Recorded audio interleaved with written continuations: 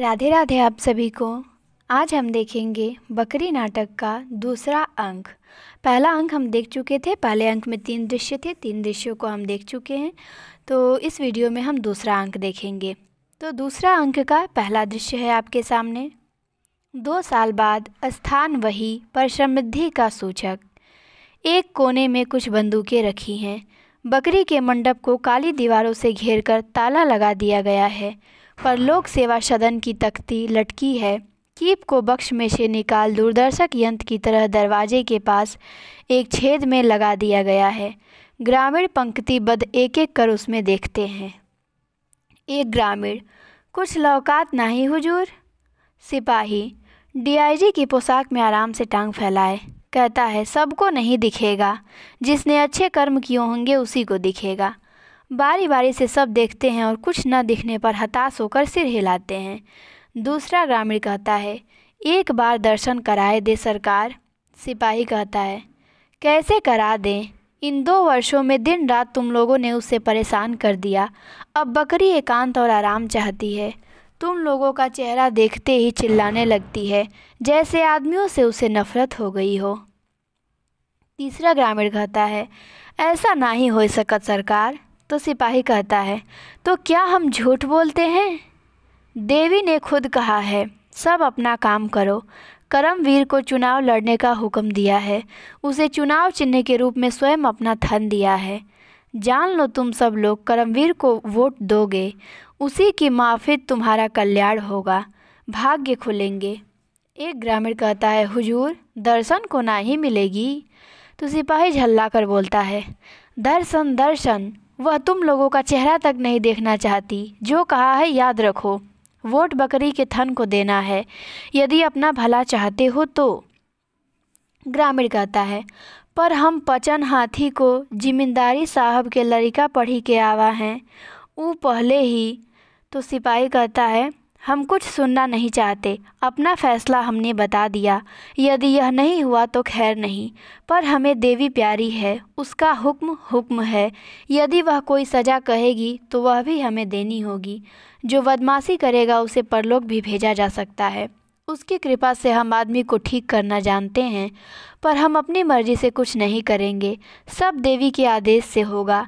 हम सख्ती नहीं करना चाहते, अभी समय है, खूब सोच लो। ग्रामीण कहता है, का सोचे सरकार, हमारे ऊपर तो 2 तरफ से मार है, 2 बड़कवन के बीच हम कहाँ जाएं, का करें? सिपाही कहता है, हम कुछ नहीं जानते। एक ओर से युवक का और दूसरी ओर से करमवीर का प्रवेश, बकरी के थन का झंडा लिए। सिपाही तभी हवाई फायर करता है, ग्रामीण सकपका जाते हैं। करमवीर कहता है, भाइयों हमें आपकी कृपा चाहिए, यदि आपकी मर्जी न हो तो हम चुनाव में न खड़े हों। आप लोग बैठिए बैठिए। ग्रामीण बैठते हैं। युवक कहता है, हमारी मर्जी कहाँ चलेगी? करमवीर कहता है, हम जन्म के ठाकुर हैं, कर्म से ब्राह्मण और सेवक हरिजनों के हैं, हमें सबका वोट मिलना चाहिए। सिपाही कहता है, जिसे न देना हो अभी साफ साफ कह दो, धोखे में न रखो। ग्रामीण चुपचाप सिर झुका लेते हैं। सिपाही कहता है, शाबाश, हमें तुमसे यही उम्मीद थी। युवक कहता है, हम किसी को वोट नहीं देंगे। सिपाही सख्त निगाह से देखता है। करमवीर, चुने जाते ही हम तुम्हारे गांव की सड़क पक्की करा देंगे, सड़क पर पानी नहीं भरेगा। तो युवक कहता है कि सब यही कहते हैं। तो एक ग्रामीण, और घर में सरकार? तो करमवीर कहता है, उद्यम करो, घर में भी नहीं भरेगा। अच्छा भाइयों, जय हिंद, हमें दूसरी सभा में जाना है। ग्रामीणों का प्रस्थान होता है। सिपाही युवक को डंडे से रोक लेता है। सिपाही, क्या कहता था, किसी को वोट नहीं देंगे? तो युवक कहता है, हाँ, किसी को नहीं। सिपाही कहता है, क्यों? तो युवक कहता है, यह सब बेकार का नाटक है, फरेब है ये। तो सिपाही कहता है, नाटक है? और यह नाटक कंपनी तेरे बाप खोल गए हैं? तेरे हिसाब से यहाँ सब चूतिए बसते हैं? दुनिया का सबसे बड़ा लोकतंत्र है अपना। तो युवक कहता है, और सबसे बड़ा दिखावा भी, पैसा और ताकत जिसके पास है। यह कहते कहते वो रुक जाता है। तो करमवीर कहता है, जानते हो यह बकरी मैया का आदेश है? तो युवक कहता है कि जानता हूँ, बकरी भी आप है, मैया भी आप है और आदेश भी आप हैं। तो करमवीर कहता है कुछ पढ़ा लिखा लग रहा है ये। तो युवक कहता है कि सोहबत की है, अक्षर कम कमीनगी ज़्यादा पहचान लेता हूँ मैं। तो सिपाही कहता है ऐसी पहचान का इलाज हमारे पास है। युवक कहता है इलाज आपके पास हर चीज़ का है, गरीबी और अन्याय का नहीं है बस। तो करमवीर कहता है नक्सलवादी है क्या बे? फिर युवक कहता है उसकी तो पहचान आपके पास है, मैं असलवादी हूँ, असल बात कहता हूँ। तो फिर करमवीर कहता है क्या असल बात कहता है? तो युवक यही कि वोट चुनाव सब मजाक हो गया है, सब झूठ पर चल रहा है, गरीबों की बकरी पकड़कर उनसे पैसा, पहले पैसा दूहा, अब वोट दूह रहे हैं, फिर पद और कुर्सी दूहेंगे। सिपाही कहता है यह असल अभी घुसा दूँ? तो करमवीर कहता है कितना पैसा दे रहा है वह हाथी वाला? युवक न हम पैसे के गुलाम हैं न ताकत से डरते हैं। तो सिपाही एक हंटर मार कर कहता है डरते तो बड़े बड़े हैं, कितने आदमी का गिरोह है तुम्हारा? तो युवक कहता है कि हमारा कोई गिरोह नहीं है। तो करमवीर कहता है कि झूठ बोलता है, यदि अकेला होता तो इतनी आवाज़ नहीं निकलती तेरी। फिर युवक कहता है जिसकी आवाज़ होती है उसकी अकेले होने पर भी निकलती है। सिपाही कहता है तुम्हारा इलाज आसान है, चुनाव ख़त्म होने तक तुम जेल में रहोगे। तो करमवीर कहता है कि तोड़फोड़ की सज़ा जानते हो? तो युवक कहता है कौन सी तोड़फोड़, हमने कोई तोड़फोड़ नहीं की है। तो सिपाही कहता है कि वोट की तोड़फोड़, कोई तोड़फोड़ नहीं। तो युवक कहता है झूठ है, हमने अपने भीतर तोड़फोड़ की, वह भी पूरी तरह नहीं, बाहर कुछ नहीं किया। सिपाही कहता है यह राजद्रोह है। तो फिर करमवीर बोलता है इसकी सज़ा के लिए मुकदमा भी ज़रूरी नहीं, जानता है? तो युवक कहता है कि जानता हूँ, आप बकरी की पूजा इसलिए कराते हो ताकि सब बकरी बन जाए, मैं बकरी नहीं हूँ, किसी की बकरी नहीं बनूँगा। तो सिपाही कहता है नहीं साले, तू बकरी नहीं, तू तो भेड़िया है। तो करमवीर कहता है और भेड़िया खुला नहीं छोड़ा जाता, दीवान जी इसे तब तक जेल में सड़ाओ जब तक बकरी न बन जाए, हथियार बरामद कराओ साले के पास से। सिपाही एक हाथ मारता है और बेरहमी से उसे घसीट बाहर छोड़ाता है। दुर्जन सिंह का प्रवेश, वह खादी छोड़कर कीमती कपड़ा पहने हैं, आते ही आराम कुर्सी पर लेट जाता है, पैर सिपाही की गोद में रख देता है। सिपाही एक जाम भर कर देता है। सिपाही कहता है तमाम हिश्की तमाम रम, मिला करे प्रभु जन्म जन्म, हो संग कलेजी गरम गरम और एक बाला नरम नरम। तो दुर्जन सिंह कहता है वाह वाह दीवान जी क्या बात है, अब तुम पक्के शायर हो गए हो। तो सिपाही कहता है यह शायरी मेरी नहीं, यह तो मेरे बाप दादों के ज़माने से चली आ रही है, वे अंग्रेज़ हाकिमों के साथ बड़े ओहदे पर थे, पुराना सिलसिला है हुजूर, हर ओहदेदार सिपाही इसे जानता है। दुर्जन सिंह कहता है जानता होगा, पर तुम्हारे पुराने सिलसिले में भी जायका है, हमारा नया सिलसिला भी बेस्वाद होता जा रहा है। फिर कुछ डर के कहता है न कोई शान बाकी है न कुछ अरमान बाकी है, मगर फिर भी दरो दौलत पे तेरी जान बाकी है। बकरी के स्थान की ओर देखकर कहता है तो फिर फतह करमवीर? तो करमवीर कहता है हाँ फतह समझो, चिड़ी के बच्चे चूभी नहीं कर सकते, सब हमें वोट देंगे, सिरफिरों को ठिकाने लगा दिया गया। तो सिपाही कहता है अब भी जिस पर शुबहा होगा वो घर से नहीं निकलने पाएगा। दुर्जन सिंह कहता है और यदि निकल गया तो सिपाही कहता है बचकर नहीं जाएगा। तो करमवीर कहता है शाबाश बोलो। तो फिर अचानक नट का प्रवेश होता है और नट गाता है, क्या गाता है?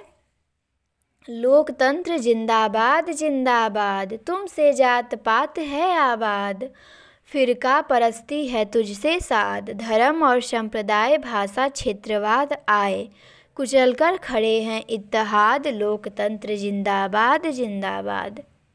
नट का प्रस्थान होता है, नटी खींच ले जाती है। सिपाही जब तलक हाथ में बंदूक है, करमवीर जब तलक दिल में उठती हुक है, दुर्जन तब तलक माफ़ भूल चूक है। तीनों एक साथ मिलके गाते हैं। गोली बोले धाएं धाएं, जनता बोले काएं काएं, नेता बोले भाएं भाएं, हर गोली में साएं साएं, तुझसे है यही मेरी फरियाद, लोकतंत्र जिंदाबाद जिंदाबाद। करमवीर का झंडा लिए गाते हुए प्रस्थान। दुर्जन सिंह चुनाव जीतने पर एक बड़ा भोज होना चाहिए। सिपाही, होगा, जरूर होगा। दुर्जन सिंह, विशेष भोज होगा, बहुत खास, समझे बकरी की ओर देखकर। मगर फिर भी दरो दौलत पर तेरी जान हाजिर है। सिपाही कुछ सोचता है, समझ गया। दुर्जन सिंह, दावत बकरी सेवा संघ की ओर से होगी। सिपाही कहता है, जी हाँ। दुर्जन, सभी बड़े अधिकारी मंत्री आएंगे, आखिर करमवीर के साथ होंगे। सिपाही, जरूर। दुर्जन सिंह, इनमें से कौन ऐसा है जो बकरी भक्त न हो? बकरी का नाम लेके बना हर विधान है, बकरी के नाम पर चला सारा जहान है। सिपाही खड़े होकर सलूट मारता है, सर, चिज खातिर चिज अइलस, चिज खैलस चिज, उहे चिज चिज रही की और आई चिज। तो दुर्जन सिंह कहता है, मतलब? तो सिपाही समझाता है कि मतलब यह है सर कि बकरी के लिए मसाला आया, बकरी ने मसाला खा लिया, अब उसी मसाले से काम चलेगा कि और मसाला आएगा। दोनों ठठाकर हंसते हैं। दुर्जन सिंह, देखो दीवान जी। सिपाही, सर, अब मैं DIG हूँ। दुर्जन सिंह, पर हमारे लिए वही दीवान जी हो। दीवान जी में जो दीवानगी का चटखारा मिलता है वही मुझे अच्छा लगता है।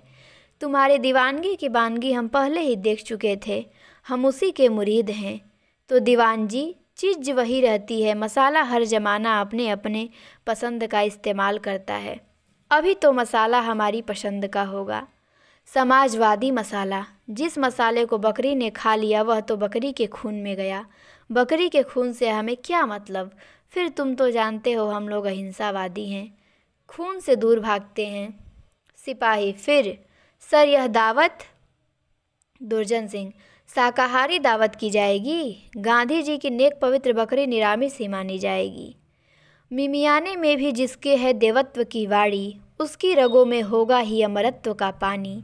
सहने को जोर जुल्म जिसे राजी जानिए, वह गुस्त भला कैसे उसे भाजी मानिए। दीवान जी, बकरी अहिंसावादी होती है, छुरा फिरवा लेगी, गोश्त तो जंगली सुअर का होता है, चपेट में आ गए तो स्वर्ग दिखा दे, हम सब शाकाहारी हैं, बकरी शरणम गच्छामि। सिपाही बकरी खोल कर ले जाता है। मंच पर धीरे धीरे पूरा अंधेरा छा जाता है और यहाँ पे दूसरे अंक का प्रथम दृश्य हमारा समाप्त होता है। अब हम देखेंगे दूसरे अंक का दूसरा दृश्य। ठीक, तो दूसरा दृश्य शुरू होने से पहले नट गायन है, तो हम पहले नट गायन देखते हैं। जिसकी लेते हैं शरण उसको ही खा जाते हैं लोग, जिसको थामा हाथ उसे ही लगा जाते हैं भोग। मुंह से निकला नाम जैसे पेट से निकली डकार, वह भी मजबूरी हो जैसे वह भी जो बेख्तियार। जिसका झंडा हाथ में है वह समाया पेट में, जिसका डंडा हाथ में है वह समाया पेट में। पेट ही बस पेट निकल आ रहा है देश का, कोई बतलाए भी आकर क्या करूं इस कलेश का। नटी का नाचते गाते प्रवेश होता है। नटी कहती है, मंजीरा ढोल बजाओ, चलो कुछ नाचो गाओ, दिखाओ कर रहे हैं धंधा हम भी पेट का। तो नट कहता है कि उचक्के इतने सारे निकलते मुंह अंधियारे, भरोसा किसको रह गया है अपनी टेंट का। तो अब यहाँ दूसरा दृश्य हमारा शुरू होता है। एक जुलूस नारे लगाते आता है, जीत गया भाई जीत गया, बकरी वाला जीत गया, करमवीर जिंदाबाद। जुलूस कंधों पर करमवीर को बैठाए मंच की परिक्रमा करता है, फिर चला जाता है। कुछ ग्रामीण रह जाते हैं। युवक का दूसरी ओर से प्रवेश। युवक कहता है, कहो काका, जिता दिया। एक ग्रामीण कहता है, सब राम जी की माया है, तुम जेल से छूट के आए गए बचवा। तो युवक कहता है, हाँ, एक और जेल में। दूसरा ग्रामीण, और कौन जेल बच्चा?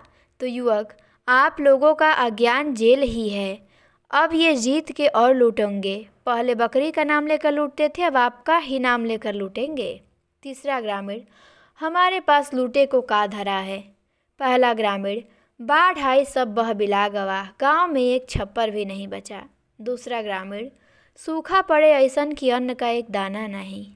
युवक, बकरी मैया की कृपा से खेत नहीं लहलहाए, पानी जमीन फाड़ कर नहीं निकला। तीसरा ग्रामीण, कहूँ कछु नाही, हमारे अभाग है। विपत्ति का चीखते हुए प्रवेश। जो विपत्ति थी जिसकी बकरी था वो भी जेल से छूट गई है, तो वो चीखते हुए उसका प्रवेश होता है। तो कहती है, खा गए, हाय उसे खा गए। युवक को देखकर जोर से रोने लगती है। अब हम का करी बाबू? तो युवक कहता है, क्या हुआ विपत्ति?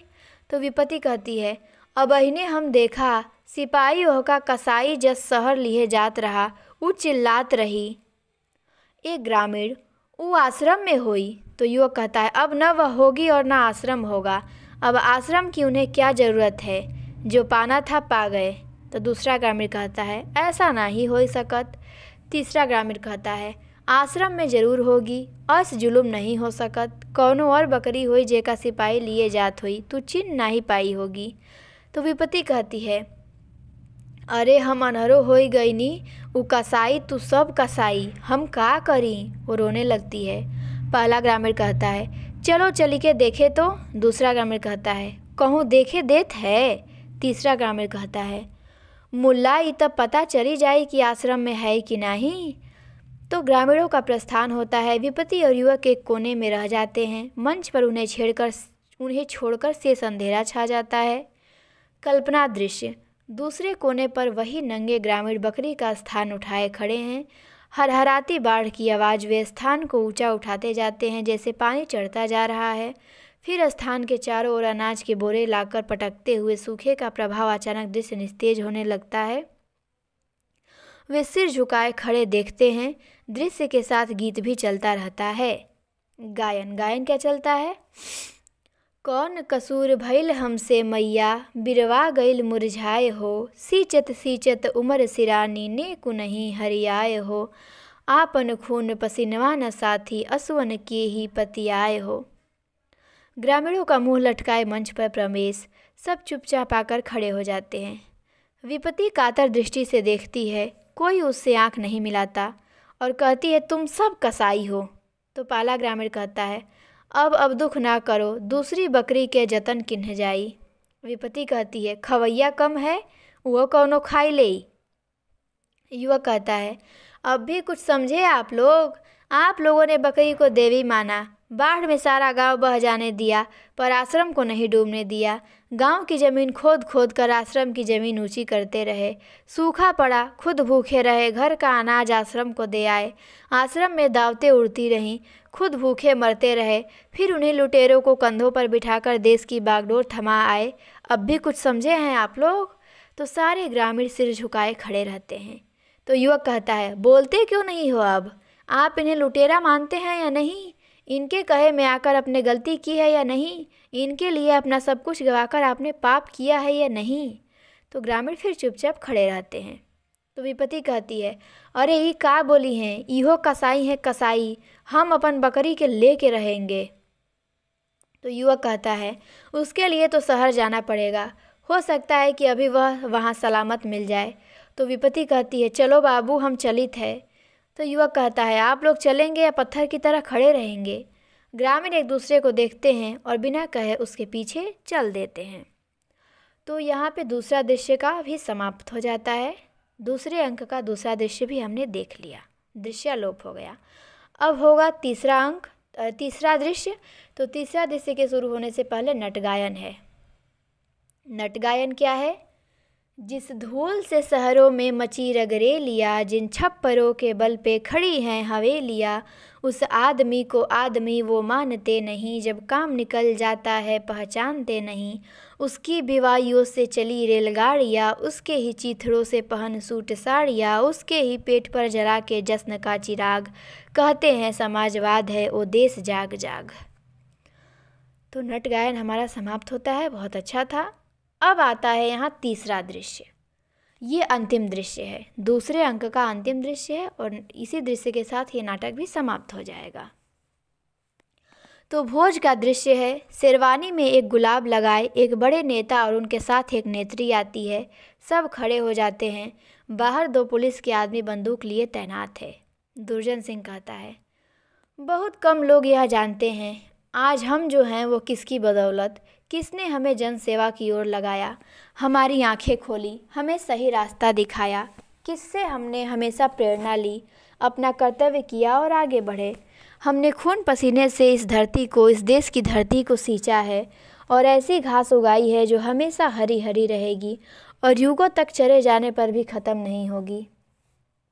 सभी लोग तालियां बजाते हैं। आज ऐसे मौके पर जब हमारे सपने कुछ साकार हुए हैं, हम उसे सम्मानित करना नहीं भूल सकते, जिसकी बदौलत हम यहाँ हैं। सिपाही भिस्ती को लेकर आता है, घुटने तक तहमत बांधे, सिर पर गांधी टोपी लगाए, पीठ पर मशक, कुछ कुछ झलक गांधी जी जैसी। दुर्जन: बाबर ने नहीं, माफ़ कीजिएगा, हुमायूं ने जान बचाने पर एक भिस्ती को एक दिन के लिए शहंशाह बना दिया था। हम गरीब देश के गरीब सेवक हैं, शहंशाह नहीं। हमारे पास राजपाट कहाँ। फिर भी हम कृतज्ञता स्वरूप इस भिस्ती को एक नई खाल, एक नई मशक के लिए भेंट करते हैं। सिपाही खाल लेकर आता है और वह भिस्ती को दी जाती है। दुर्जन सिंह: कभी इस भिस्ती की आवाज़ में ताकत थी। इसकी आवाज़ ने हमें रास्ता दिखाया था, बेहतर बनाया था। हमारा ख्याल है इसकी आवाज़ में अभी भी कुछ असर हो सकता है। ऐ भिस्ती, गाओ। सभी लोग कहते हैं गाओ गाओ। सिपाही डंडे से भिस्ती को ठेलता है और भिस्ती गाने लगता है। तो भिस्ती क्या गाता है? तो गाता है कि बकरी को क्या पता था मशक बन के रहेगी, अपने खिलाए फूलों से भी कुछ ना कहेगी, उसके ही खूह के रंग से इतराएगा गुलाब, दे उसकी मौत जाएगी हर दिल अजीज ख्वाब, चाहे वो ढोल किया हो, मदारी हो या किरदार, चमका के चली जाएगी हर एक का रोजगार। सिपाही एक लात मारकर उसी की धुन से धुन मिलाता है, जा भाग यहाँ से, बना फिरता है चोबदार। भिस्ती खाल लिए जाने को मुड़ता है। दुर्जन सिंह कहता है, कुछ और गाओ भिस्ती, क्या वही पुराना राग अलापते हो? भिस्ती कहता है, हमें तो यही आता है सरकार, लड़का हमारा ज़रूर कुछ नया सीखे हैं। दुर्जन सिंह कहता है, बुला लाओ उसे, इस उत्सव के मौके पर नई पीढ़ी को ज़रूर हम सुनेंगे। और भिस्ती का प्रस्थान होता है। दुर्जन सिंह कहता है, यह हमारा सौभाग्य है कि करमवीर जी भारी बहुमत से संसद के लिए चुन लिए गए हैं। हमारी उनसे प्रार्थना है कि वे इस मौके पर। तो इतना कहते कहते चुप हो जाता है और करमवीर खड़ा हो जाता है। सब तालियां बजाने लगते हैं। करमवीर कहता है, आप सब आएं, यह हमारे लिए खुशी की बात है। यह धरती एक चारागाह है, जिसकी घास जितना ही रौदो उतना ही पनपती है। हमें यकीन है कि आप सब मिलकर इस हरियाली को ख़त्म नहीं होने देंगे। अपने अपने चौपाए खुले छोड़ दीजिए, चरे मस्त रहें, फ़िक्र की कोई बात नहीं। कभी कभी लगता है कोई अकेला नहीं जीतता, एक की जीत सबकी जीत होती है। सब एक साथ जीतते हैं, सब एक साथ खड़े होते हैं, एक साथ लड़ते हैं, इससे लड़ाई आसान हो जाती है। चौपाया अपने जबड़े से घास नहीं कुतरता। कितना अच्छा भाषण दे रहा है। नेता लोग ऐसे ही भाषण देते हैं, एकदम बनावटी। खुशी की बात यह है कि अभी हम गिन नहीं रहे, इसलिए खुशियों की कमी नहीं। खाने के सामान की भी कमी नहीं है। कभी कभी कमी हो जाती है, घास सूख जाती है। यह चारागाह का धर्म है, इसकी पहचान हमें रखनी है। शुरू कीजिए उस हरियाली के नाम पर जो हमारी है और रहेगी, उस दाँत के नाम पर जो काटते समय गिनते नहीं, चाहे वह बकरी के ही क्यों ना हो। दो ही नियम हैं, दाँत तेज और मजबूत हो, घास हरी और कोमल हो, फिर धरती चारागाह से ज़्यादा कुछ नहीं हो पाएगी। शुरू कीजिए इस जनता, इस चारागाह के नाम पे।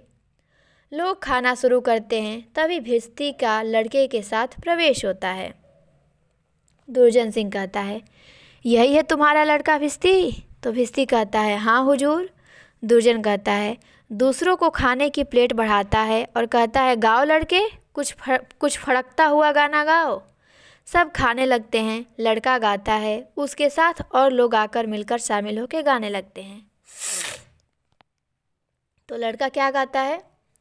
बकरी हमको बना दिया, बकरी की मेमे ने सब कुछ कहना, सब कुछ सहना सिखला दिया। बकरी की मेमे ने छोटी से छोटी रस्सी से भी हर खूंटे के साथ बंधकर रहना सिखला दिया। बकरी की मेमे ने कांटों में लगी पत्तियां भी खाने के लिए दर दर फिरना सिखला दिया। बकरी की मेमे ने एक टहनी के इशारे पर हर कसाई के साथ चुप चुप जाना सिखला दिया। बकरी की मेमे ने सींघे भी है चलने वाली छुरी के वास्ते, यह तक हमको भुलवा दिया बकरी की मेमे ने। लाओ जी और नेताजी के सब ऐसो जश्न में, बोटी बोटी कटवा दिया बकरी की मेमे ने।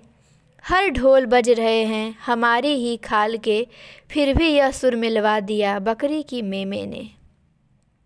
दुर्जन सिंह खाते हुए कहता है, यह क्या मेमे लगा रखी है? तो युवक गरज कर कहता है, अब यह मेमे नहीं होगी, बांधो इन लुटेरों को, इंकलाब जिंदाबाद। सब उन्हें घेर कर रस्सों में बांध देते हैं, दुर्जन समेत सभी लोगों को। तो कहता है, अरे यह क्या कर रहे हो? हम तो सेवक हैं भाई, जन सेवक, हम पर दया करो। तो सब गाते हैं और नट नटी आगे आ जाते हैं। क्या गाते हैं?